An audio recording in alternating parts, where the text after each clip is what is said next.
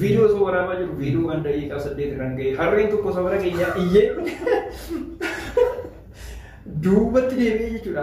Viidiyoo san na jeeqee viidiyoo san keessa duubatti deebisee kan dhaggeeffadhu harreen akka ol biyya. Lukkuun ni iyyiti dhuftee ishii gadi ba'een viidiyoo addamutee gadi ba'ee agaraan darbadee fageessee deebi'ee amma waraabuudhaaf.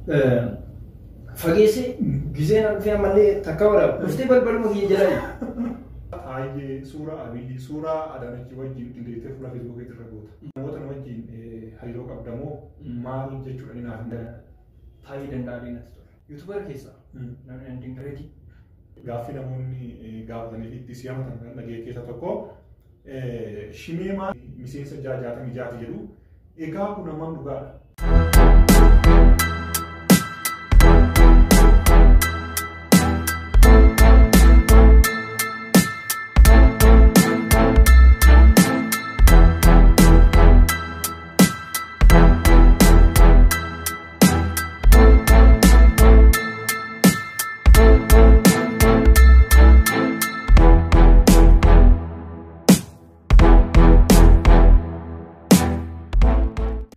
Hordoftoota chaanaalii keenya akkam jirtu nagaa keessanii an nagaa kooti.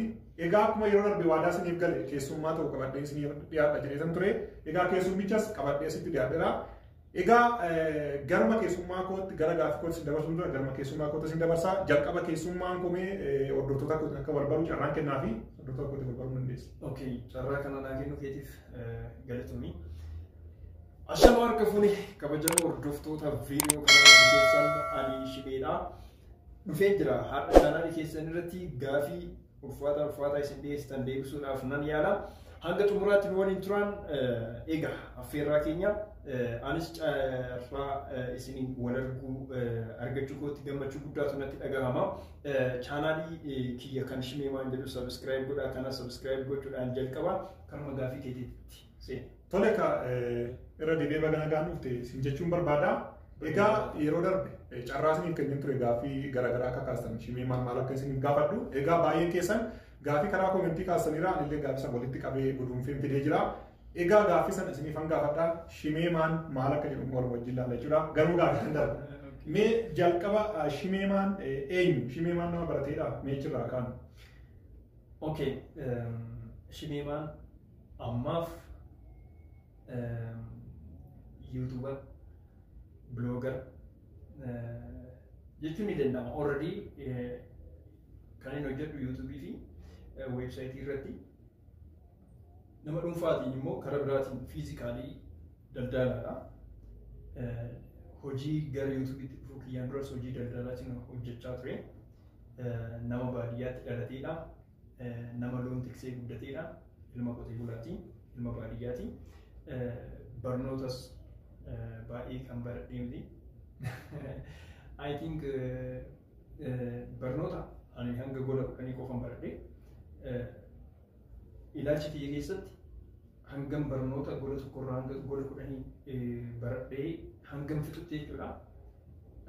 Wanti ani amma itti fayyadamaa jiru wanti tokkollee wanti achi keessaa baradhee hin jiru yoo qubee barachuu ta'e yookiin wantoota tokko haaluma addunyaa kana itti waa gaafatan yoo baradhe malee gaaffii kiyyaaf wanti deebii jira jedhee yaadu. Already namoonni baay'een nama barate qofatu waan guddaa hojjechuu danda'a yookiin biyya jijjiiruu danda'a yookiin immoo teekinooloojii fayyadamuu danda'a jedhanii waan yaadaniif wanti sun dogongora evidensii hedduun qaba waan ta'eef ani nama baay'ee baratee miti hanga gola 10 qofan baradhee san booda barataa cimaas hin ture.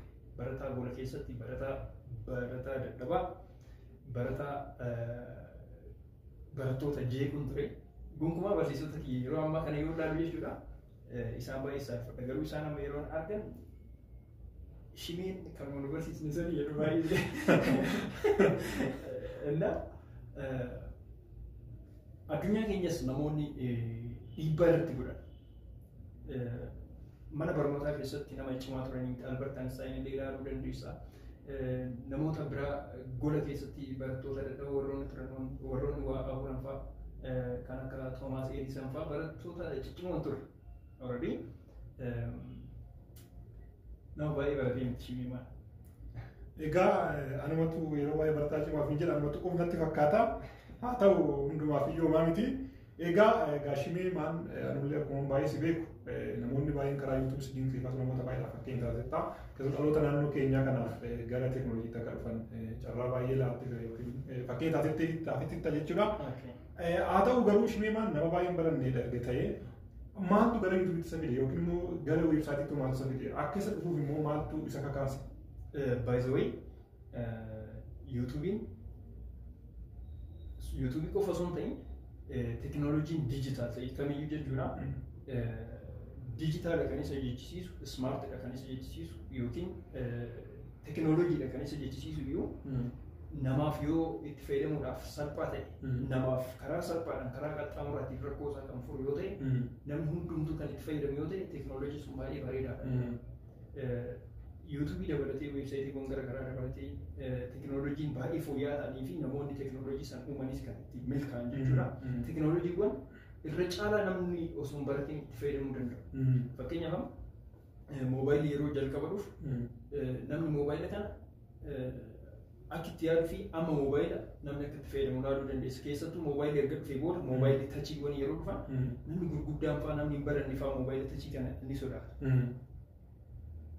Amma yoo ilaaltu nama gurguddaa harkatti argita. Nama umrii waggaa 60 ol jiru fa'aa harkatti argita.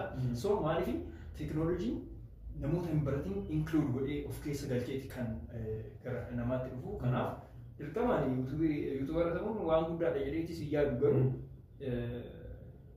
already viidiyoo hojjechuu dandeessuu, maxxansuu, san booda seera yuutuubiin gaafatu, seera guugiliin gaafatu eeguu, san booda yoo nama ajandaa irratti dhiyeessitu nama yoo harkise hordoftoota ni argatta. Ati guddachuu yoo barbaadde yookiin milkaa'uu yoo barbaadde rakkoo namaa irratti hojjechuu qabda. Waan namni barbaadu fix gochuudha. Rakkoo haga danda'an waan humni kee heeyyame informaationa qabdu namaa kennite namni immoo waan sanirraa yoo fayyadame subscribe sii godhaa, follow sii godhaa, viidiyoo kee yeroo hundaan ilaalaa atis waan barbaadu argachaa deemsa jechuudha. Malee beekumsa waan gaafatu miti YouTube akka biyyatti. Weebsaayitiinis I think akkasuma. Teekinooloojii wanta jedhamu kun waan walxaxaadha jedhee yaadu namni kamiyyuu waan ofii isaatiif hin danda'u jedhee of amansiisee malee fayyadamuu ni danda'a, gochuu ni danda'a. Waan godhi kana dandeettii waan qabuuf hin godhe jechuun barbaadu. Jechuun wanti ani adda ittiin ta'e hin jiru namarra. Namni kamiyyuu gochuu ni danda'a jedhee yaadu. Tole, egaa galatoomii. Egaa asumatti aansee gaaffii kana wal qabatu kanas gaafadhu. Egaa gara YouTube'ii kana dhuftan fakkeenya sitti jira. Dabalata immoo YouTube'iin qarshii akka fayyadamu sitti hime. Keessattuu asumaan dabalee kan gaafadhu YouTube'iin kan yeroo baay'ee seeronni isaa afaan Ingiliziitiin barreeffamee jira baay'inaan. Egaa ati nama baratee miti kanaafuu akkamitti hubattee seera isaan agarraa akkamitti siif galame? I think namoota afaan Ingiliffaa barachuudhaaf fedhii guddaan qaba. Barnoota ergan fixee booda afaan Ingiliffaa guutumaan guutuutti barachuudhaaf fedhiin qaba. Maaliif afaan Ingiliffaa barachuudhaaf fedhii horadhe beektaa? Fiilmiiwwan garaagaraa ilaaluu nan jaalladha. Fiilmiiwwan biyyoota alaa kanneen. So afaan Ingiliffaati. Waan isaan jedhan naaf hin galu garuu fiilmii san laala. So fiilmii kana laalee waan inni jedhu san waan isa duuban jiru san baruudhaaf afaan Ingiliffaa isaanii san beekuun barbaada. Kanaaf jecha fiilmii afaan Amaariffaatti translate ta'e paartii 72 laaleen jira. Baay'ee yeroo isaan afaan wal bira dubbatan translation isaan baruudhaaf jecha baay'een irraa bare fiilmii sana gadi xumurutti. Sana booda garuu gaafa kara wanni dhufu kara YouTube'itti gaafa dhufu jechuudha. Irra caalaa warra hindootaa kana dhaalaa ture. YouTuber ta'uudhaaf I don't know yeroo sanatti YouTube faayidaa maalii akka qabu illee beeku. Namni keenya illee waa'ee YouTube haasa'u waa'ee Facebook qofa. Google keessa waa searching godhu by the way ammayyuu namni Google keessa waa searching godhu. So gaafa viidiyoo nama biyya keenyaa jalqaba viidiyoo afaan Amaariffaatiin arge. Viidiyoo osuma ilaalu YouTube irratti osuma ilaalu viidiyoo afaan Amaariffaatiin arge. Namni keenya dhiidaa kan fagaatee ni jiran jedhe viidiyoo takkatti san takkaa namni viidiyoo afaan Amaariffaa ni jira naan jedheen beeku. Muuziqaa qofatu jira natti fakkaata ture. Afaan Oromollee ni jira san durallee baay'eetu jira. So sana booda viidiyoo afaan Amaariffaa kana isa osoo hordofu viidiyoo biraa arge. Waa'ee appilikeeshinoota, waa'ee Feesbuukii haaka akkaataa itti godhan kaameraadhaan akkamitti akka waan gaarii yaaduun ture baay'ee waan akkasii waan yaaduuf YouTubein biyya keenya mallaqas ni kafalaa namni biyya keenya jirus hojjechuu ni danda'a. Viidiyoo jedhu viidiyoo gurbaan tokko lijbiinii kan hojjete tokko baay'ee gaaf tokko na qaanuma sanii jalqabe YouTube guyyuma sanii jalqabe YouTube jechuudha. Maaliif biyya keenyatti hin danda'ama kan jedhu saniif hin jalqabe malee mallaqa I think mallaqa ani nan argadha jedhee hanga gaafa chaanaalii monetize godhutti mallaqa nan argadha jedhee confidence hin qabu. Seera baay'ee waan qabuuf anis afaan Ingiliffaa perfect waan hin taaneef mallaqa irraan argadha jedhee yaadne ture. I think YouTube haala kanaan gara YouTube tole ka erga immoo akkas jettee gara YouTube dhufte jechuudha.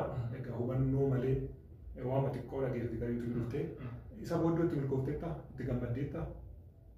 Eeyyanii beektaa YouTube irratti karaa hedduun milkaa'eera. Jechuun YouTubein guutumaan guututti barataa yeroo ture sanitti waan of jala dabarsee barataa cimaa turre barataa fedha barnootaa qabu turre nama gaarii ture nama barnootaa jeequu ture. So waan yeroo san of jala dabarsee ijoollummaa keessa waan hin dabarsisan iyyuu deebi'ee YouTube irraa baradhee jira. Already everything wantoonni ani hojjetu wanta ani godhu everything YouTube irraa kan dhufedha. Jireenya kiyyaas karaan ilaalchi deemsaa jirus jechuudha. Maddisaa YouTube. Maddisaa maatii kootii miti, namoota naannoo koo jiranii miti, mana barnootaati miti, YouTube. YouTube baay'ee YouTuber ta'uu qofaanii miti kan barbaadu. Yoo kan karaa gaariidhaan itti fayyadamtu ta'e yeroo kee oduu yookiin niwusii adda addaa dhaggeeffachuudhaan kan hin dabarsitu yoo ta'e waan si fayyadu, waan si fooyyessuu danda'u irratti focus gootee kan hordoftu yoo ta'e YouTubein yuunivarsiitiidhaayyuu oli jedhee yaada. So ani itti milkaa'een jira YouTube fayyadamuu kootti baay'een gammada. Kanaan ala immoo gara dinagdeetiin akkasis baay'een gammada. Tole yaada baay'ee gaariidha. Anumtuu muuxannoo kana qaba maaliifi YouTube yeroo baay'ee waan baay'ee irraa baranna. Akkuma ati jette maallaqa qofa miti. Gara YouTube yoo dhiyaanne egaa wantoonni addunyaa irra jiran viidiyootiin kan jiru jechuun ni danda'ama. Egaa asuma dhaloonni keenya gara YouTube dhufe waan baay'ee irraa barata jechuudha. Waan baay'ee barnoota baay'ee argachuu danda'a. Keessattuu namoonni mana barnootaan seenanii kallattii garaagaraatiin yeroo baay'ee hojii ba'anii egaa karaa YouTube kana waan baay'ee barachuu akka danda'an. Asirratti waan tokko kaasuun barbaada. Fakkeenyaaf lammiileen keenya keessattuu dubartoonni baadiyyaa fagoo irratti kan dhalatan kallattiidhaan achi bahanii paaspoortiin baafamee fi ala akka baanu godhamu. Biyyoota Arabaa fa'aa jiraatu. Qubee afaan Oromoolee kan hin beekne hedduutu jira. Chaanaaliin kuniyyuu fakkeenyaaf qubee ni barsiisa. Seera isaa ni barsiisa. Namoonni asirra dhufanii baratanillee hedduutu jira. Waan kana jechuun I think ati yoo kana goote ati barnoota gola tokkoffaa yoo barsiiste namni wayii chaanaalii YouTube kanatti kan gola lammaffaa yoo barsiiste akkanumatti hanga yuunivarsiitiitti namni YouTube irraa barachuu danda'ee jira jechuudha. Waan baay'ee barachuu ni danda'ama jechuudha. Si galee kanaafuu YouTubein akka mana barnootaatti si fayyaduu akka danda'u atiyyuu mirkaneessitaa jirta. Atiyyuu akka mana barnootaatti irratti hojjechaa jirta. Manni barnootaa YouTube irra ni jira jedheetiin yaada. Egaa asumaan anillee ergaa isiniif dabarsu dhaggeeffattoota keenya chaanaaliin keenya waamicha qubee afaan Oromoo qubee irraa eegalee hanga seeruu gaafa irratti barsiisaa ture jechuudha. Viidiyoo baay'ee hojjedhe nuti mataa koo naannoo viidiyoo 40 kan ta'u hojjedheera. Egaa asumaan namoonni biyya garaagaraa jirtan osoo mana barnootaan baratanii gara biyya biraa deemtan asumaan gara viidiyoo keenya dhuftanii akka baratan isiniif dhaamuun barbaada. Akkasumas immoo namoonni barnoota barachuu barbaadan yoo jiraatanii chaanaalii keenya akka hirtaniif isinimaaf jajjabeessuun barbaada. Maaliif akkuma Shimeen illee nuuf qoodaa jiru egaa YouTube waan baay'ee barachuu hin danda'ama waan ta'eef kanaaf mana barnootaan seenne jettanii mataan keessa galii cabina. Dhuguma bahuuf immoo dhugaa dubbachuudhaa fi chaanaalii keenya irratti kaatee namni hin beekuun nama 400 walitti qubee bareedaa dubbisuu barreessuu danda'a. Kaleessa waan namni isaanii barreessu dubbisuu hin danda'an. Namaaf barreessuu hin danda'an. Har'a garuu baay'een isaanii qubee baranii dubbisuu barreessuu danda'an waan ta'eef kun waan guddaa.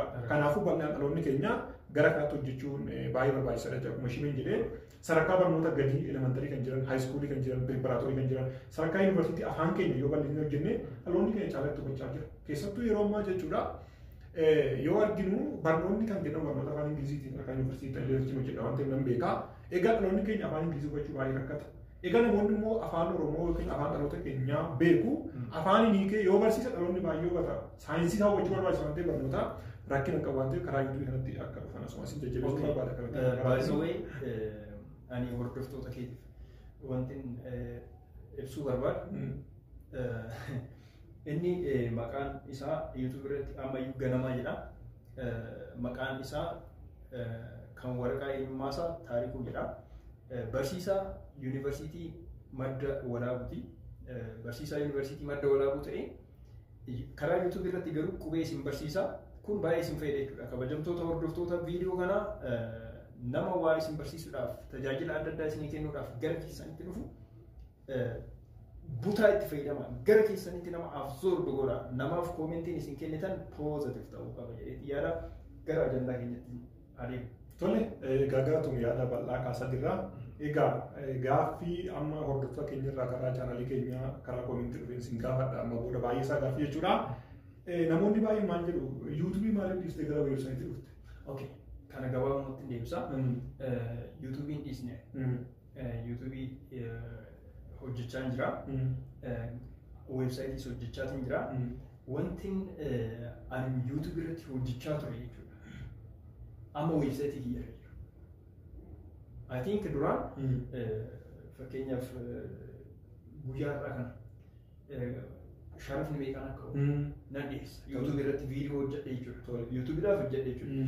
Guyyaa biroo immoo balalliin biyya tokkorraa gara biyya tokkoo godhamu gatiin tikeetii xiyyaara meeqa akka ta'e yookiin immoo lakkoofsi imbaasii kan meeqa akkam akka ta'e imbaasiin Beeruut maal akka jedhe imbaasiin biyyoota adda addaa maal akka jedhan mootummaan maal akka jedhe kana nan dhiyeessaa ture. Amma kun weebsaayiticha irra jira. Kana jechuun ani nama jiraatudha nama darbuudha. Weebsaayitiin kun ana wajjin hin darbu. Lafa kanarra jira. Odeeffannoo kana qabatee jira. Odeeffannoon kun afaan Oromootiin jira. Dhaloonni addunyaa kana keessa taa'ee anytime chaanaalii kiyya yookiin yuutuubii kiyya irra seenee viidiyoo kiyya sarchi osoo hin godhin yeroo barbaadetti seenee kallattiidhaan yoo beeru ta'e taa'ee daqiiqaa 10 viidiyoo kiyya dhaggeeffachuu hin qabu. Kallattiidhaan kan beeru san bira dhaqee ilaallachuu danda'a. Kan Dubaay jiru Dubaay dhaqee ilaallachuu. Anytime Itoophiyaa keessa taa'ee biyya isaatti osoo hin bahin biyyatuma akka gaarii taate. Biyyoota Arabaa keessaa biyya kam deemuun gaarii akka ta'e, biyyoota Awurooppaa keessaa Ameerikaa keessaa kam deemuun gaarii akka ta'e. Odeeffannoo guutuu eessaa argata? Weebsaayitii keenya irraa argata jechuudha. Afaan isaatiin baay'ee. Google keessatti har'a ol seentee fakkeenyaaf waan tokko sarchi yoo goote fakkeenyaaf iPhone 13 amma bahee jira fakkeenyaaf. Waa'ee iPhone 13 yeroo barreessitu afaan Ingiliffaatiin odeeffannoo maaliif sii ba'a beektaa? Namootatu waa'ee moobaayilii sanaa weebsaayitii isaanii irratti maxxansa. Weebsaayitiin isaanii sunillee kiyya kunillee keellee the same. Kana isaaniitis .com jedha, kiyyas .com jedha, kun yookiin .net jedha, waan adda addaa jechuu danda'a. Already eessa jirra? Google keessa jirra jechuudha. Kun guddina dinagdee fi guddina afaan biyya tokkooti baay'ee murteessaadha. Hojii yuutuubii san ani dhiisne already gara yuutuubii dhufeetiin namoonni gonkumaa haala itti fayyadama isaa akka baraniif viidiyoodhaan gara weebsaayitichaa fidan jira. Namoonni keenya immoo viidiyoodhaan qofa waan baraniif viidiyoo qofa eeguu hin qaban. Viidiyoon qofti sammuu isaaniidha. Waa tuttuquu wanti baduun jiru baay'ee jiru. Google keessa intarneetii keessa seentee sarchii yoo goote waan feeti moobaayilii kee homaan ta'uu baata. Namni keenya sodaachuu hin qabu, barachuu qaba. Teknooloojiidha waan ta'eef fookas garuu irratti godhee jira gara weebsaayitii deemeetiin jira hanga tola. Egaa akka Shimeeman akkuma isiniif deebise yuutuubii dhiisee miti isuma yuutuubii hojjechaa ture gara barreeffamatti hojjechaa jira. Asumaan gara weebsaayitii isaa kaanaa pirees deemtee daawwachuu dandeessu. As diskiripshinii viidiyoo kana jala isiniif hanka'a. Egaa gara gaaffii taanutti ammallee gaaffii hordoftoota keenya irraa ka'e jechuudha. Egaa baay'isee gaaffiin kuni hordoftoota kiyya kan qofa irraa ka'e osoo hin taane gara keetillee dhufeera jechuudha. Gara audiensii yookiin chaanaalii keetirraa dhufeera. Egaa akkana jedhee gaafatan gaaffii tokko. Yeroo baay'ee yeroo viidiyoo hojjettee gara yuutuubiitiin keessa haa ta'u akkasuma barreeffama garaagaraa gara weebsaayitii yeroo barreessitee gara fuula feesbuukii illee yeroo barreessitee maxxansitee namoonni yaada faallaa namaa kenna yaada nama cabsu namaa kennan jiru. Egaa namoota akkamii kanaaf ilaalcha akkamii qabda? Dabalata immoo namoonni immoo yaada gaarii namaaf kennan illee jiru. Namoota akkana kanaaf ilaalcha akkamii qabda? Isaan kun jechuun keessattuu namoota yaada faallaa sii kennan kuni si dadhabsiise moo si cimse? Haamilee kuttee beektaa gaaf tokko yookiin abdii kuttee beektaa? Yaa namni ilaalcha positive akka qabaatu ilaalcha positive akka qabaatu namaaf yaada yeroo kennu yaada faayidaa buusu. Fakkeenyaaf yeroo anarratti yaada kennamu shimee osoo waan kana sirreessite shimee bara wanti kun akkana ta'e fakkeenyaaf namni tokko dhufee waan hin beekne waan duuba isaan beekne tokko soba yoo siin jedhe wanti sun yoo soban ta'in jechi nama sanii baay'ee si aarsa. Ati yoo sobdee sobaadha siin jedhan homaa sitti fakkaata. Sumatu sobe waan ta'eef. Waan san namichi sun hin hubanne jechuudha. Garuu wanti sun dhugaa inni garuu soba. Namicha akkanaa nama waa osoo addaan hin baasin dhufeetuma laata godhee fixee deemu kana jechuudha. Achumaan hin biloo godha. Kun nama sirraa miti.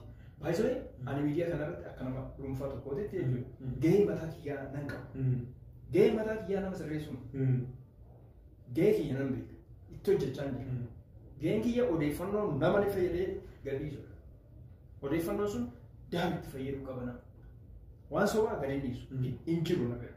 Baay'isee gonkuma hin jiru. Namni wanti waa amanuu diduuf yoo waa shakkufaa jechuudha. Yeroo baay'ee waan haaraa gadhiisuudhaaf hin yaada. Waan namoonni biroo hin godhin fiduuf hin yaada. Waan ani yaadee dhiyeessisuun garuu dhugaadha. Waan sobaan dhiyeessu. Abbaa fedhee yaadate jibbee dhiisee itti toluu baatee gara fedhetti hiikee jechuudha. Waan ani jedhe sun perfected. Evidensii na gaafachuu hin danda'a. Abbaan fedhe dhuunfaadhaan qaama mootummaatiin abbaan fedhe jechuudha. Evidensii na gaafachuu ni danda'a. Sababa ragaa na gaafachuu ni danda'a waan saniif jechuudha. Nan dhiyeessaaf. Kanaan ala garuu nama sirreessuun barbaadu. Blookiin godha. Namootni negeetiif ta'an feesbuukii irratti nama waa'ee siyaasaa wayii maxxanse, waa'ee ganda wayii maxxanse, waa'ee lola wayii maxxanse, waa'ee waan xiqqaa maxxanse wayii akkas arrabsaa ooltaa bakka hedduutti arraba argita. Hin barbaachisa jedhee yaadu inni iyyuu. Wal arrabsuun kun maal wal kuffisuudha. Namni afaan tokko dubbata afaan masanii deebisee wal arrabsuun kun tokkoffaa akka Oromootti safuu cabsuudha. Sirrii miti. Akka amantaa kamittullee hin eeyyamu. Nama amantaadhaaf illee sirnaaf safuudhaaf illee bitan biloo gochuun dirqama. Maaliif teekinooloojiin feesbuukii, teekinooloojiin yuutuubii bilookii ni qaba. Kana jechuun baay'ee dansaadha jechuudha. Namoota akkasii barreessuun. Hate speech jechuun maal jechuudha? Hate speech jechuun jechoota jibbisiisaa namoota fayyadaman riipoorti godhaa jedhaan fakkeenyaaf dhaabbileen gurguddaan kunneen. So namoonni hate speechiidhaan of trend godhu, of leenjisan isaan balleessuun dirqama keenya ta'a jechuudha. Gonkumaa namoota biraayyuu nama miidiyaa kamiyyuu fayyadamu ani akka kiyyatti kan inni ergan dabarsuuf biloo godhamuu qabudha namoonni akkasiisun. Namni ofii isaatiif jecha waan gaarii dubbachuu yaada gaarii kennuu qaba jedhee amana. Tole galatoomii anillee yaada darbu qaba asirratti daqiiqaa tokko waan hin jaalle yeroo baay'ee dhaloota keenya nan taajjaban baay'ee isaan taajjaban maaliif sooshaal miidiyaa kanallee yeroo muraasa hojjedheera. Eenyuyyuu haa ta'u baay'een isaanii si cabsuu dhamaa'u. Kana jechuun eegamaaf akka ta'e beeku. Egaa dhaloonni keenya kanarraa of eeguu qaba maaliif namni tokko waan gaarii yoo hojjetee si fayyada yoo ta'e viidiyoo isaa ta'u barreeffama isaa ta'u hin dubbisa irraa fayyadamtu. Viidiyoo isaa ta'u dhaggeeffata irraa fayyadamtu. Yoo siif hin taane wayii niista. Maaltu arrabsuu bira siiti? Maaltu sobaa waa'ee akkasii maaltu si gaishe? Egaa namni sun ilaalcha isaa hojjete. Nama sanaayyuu ilaalcha isaa sanaayyuu namni baay'een yoo ilaalu baate inni yoo tuffatee inni isa yoo ilaalcha sun sirrii ta'uu baate. Kanaaf dhaloonni keenya kanarraa baay'ee barachuu qabaa hamma danda'ameen wal jajjabeessuudha. Baay'ee akkaawuntii Maark Zuukarbarg jechuun nama feesbuukii uumeedha. Abbaa feesbuukii jechuudha. Isa jala deemtee yoo koomentii wallaalte jechuudha. Namni afaan Oromootiin koomentii barreessan Maark Zuukarbargiif arraba barreessu. Ati akkana ati diqaalaadha ati. Dhugaan argeen ture ani kolfaan ture koomentii digdama walakkaa. Amma deemanii ilaaluu danda'u. Afaan Oromootiin barreessanii egaa wantoota jechoota afaan Oromootiin jedhanii arrabsaa turan. Egaa namni achi jala jiru koomentiin miiliyoona lakkaa'amaa isaayyuu afaan Ingilizii malee himachuu hin danda'u. Kun ifaan maaliif barbaachise? Baay'ee nama fakkeenyaaf BBC afaan Oromoo jala yoo hin deemu BBC afaan Oromoo dhaabbata tokko waan barbaade gabaasuu ni qaba. Namni daangessu jiru. Yoo siin ta'e dubbisa yoo siin taane innis. Garuu achi jala deemanii yaadota nageetii sammuu namaa cabsan wantoota hin tolle sanyii walirratti kaasu gosa irratti kaasu waliin jechuun gaarii miti waan ta'eef egaa yeroo baay'ee koomentii posiitiivii ta'u kennamuu qaban jedha. Egaa asumarraan xiqqoo yaada gaaffii biraatti yoo nan darbu egaa waa'ee neetworkii Itoophiyaa wal qabatee tokko si gaafadha. Egaa anillee naannoo kana nan beeka dhalatuma naannoo kanatti naannoo tokko akka carraa taane jechuudha. Egaa neetworkiin Itoophiyaa baay'ee dadhabaan saffiinsaa baay'ee gadi bu'aadha. Anillee yeroo darbe biyya biraan ture dhufee nan beekne neetworkii biyya biraa biyya kanarra waliin ture. Egaa neetworkiin biyya kana abdii baay'ee nama kutachiisa. Waan hojjetu keessattuu naannoo ati turte naannoo gaazexaa turte neetworkiin jiru jechuun danda'ama. Haala neetworkiin jiru kana keessatti akkamitti yuutuubii hojjechuu dandeessa? Abdiin kutanne egaa immoo namoonni baay'een hojjechuu jalqabanii qofa haala laalanii karaatti hambisu. Isaan kanaaf immoo maal dhaamtanii? Okay, kuni by the way namni yuutuubii irratti milkaa'uu barbaadu waan ani keessa darbe yoo hubate experience guddaa ta'aaf isaan jabeessa ta'uu jedheetiin waan kana irratti rakkoo neetworkii qofaan kan ani keessa ture rakkoo ifaa chaarjii moobaayilaa yoo narra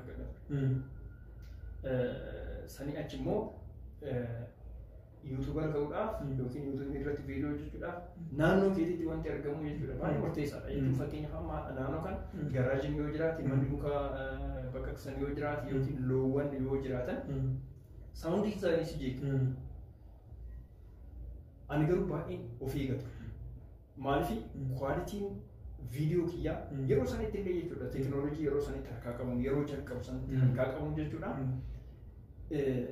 gurra namaarratti baay'een focus waan gurra namaan jeeqne yoo xiqqaate viidiyoon kiyya qulqullina haa dhabu ammallee viidiyoon kunillee qulqullina haa dhabu garuu gurra namaarratti namoonni baay'een sagalee bareedaa yoo dhagahan viidiyoo kiyyuu osoo hin laalin achi godhanii gurraan dhaggeeffatu ergaa san barbaadanii yoo sagaleen kee jeeqi garuu viidiyoo bareedaanis nama harkisu waan ta'eef gurra namaarratti focus godheenaan eegaa yeroo san ifaan hin jiru neetworkii gahaan hin jiru garuu fakkeenyaaf viidiyoo daqiiqaa 10 hojjedhe sa'aatii tokkoo fi walakkaadhaa ol nan egaa upload akka ta'u.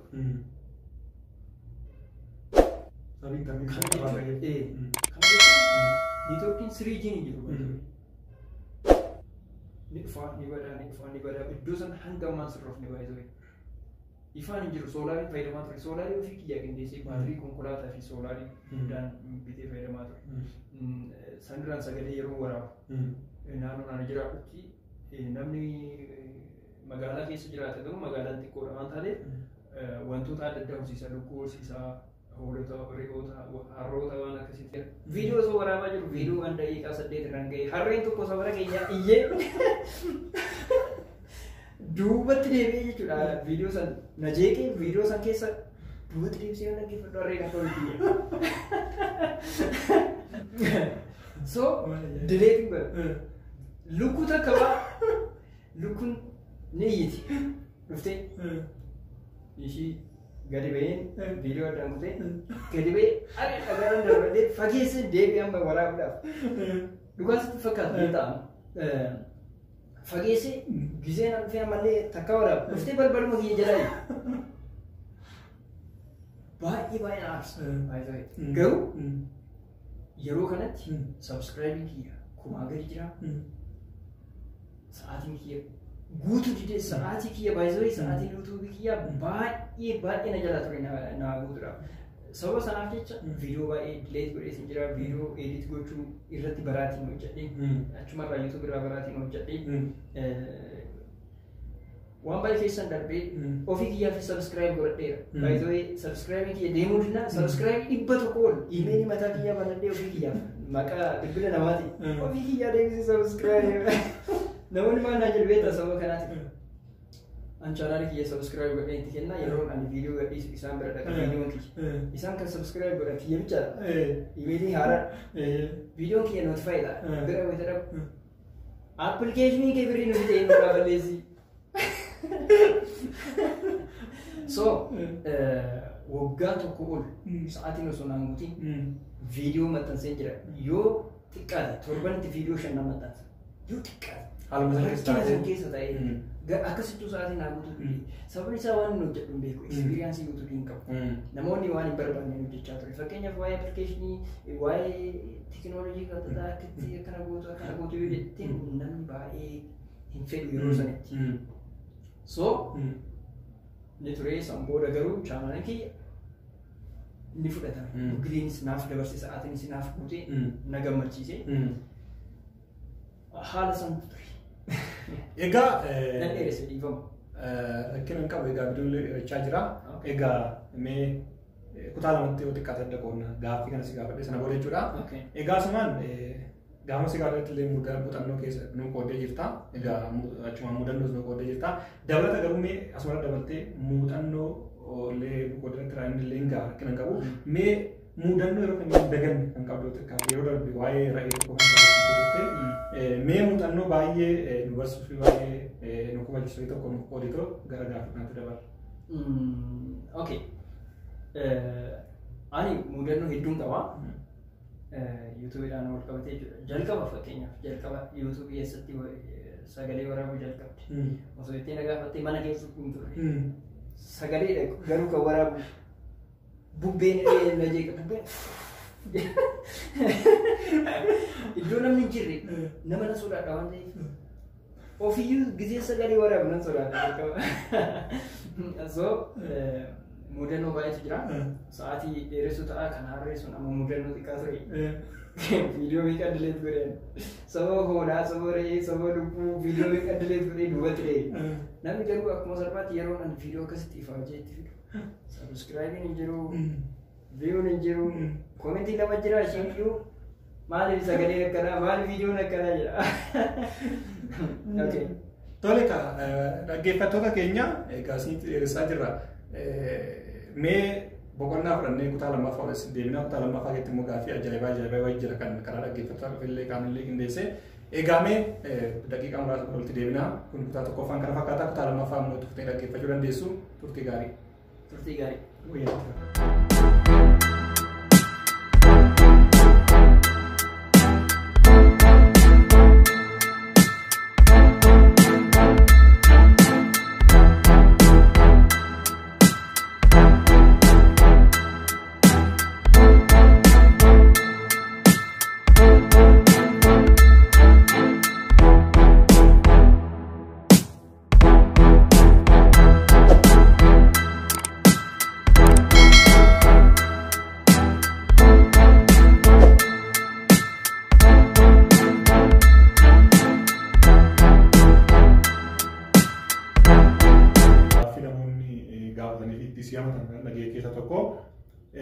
SHIMEMAN miseensa 66 jedhu egaa kun ammaan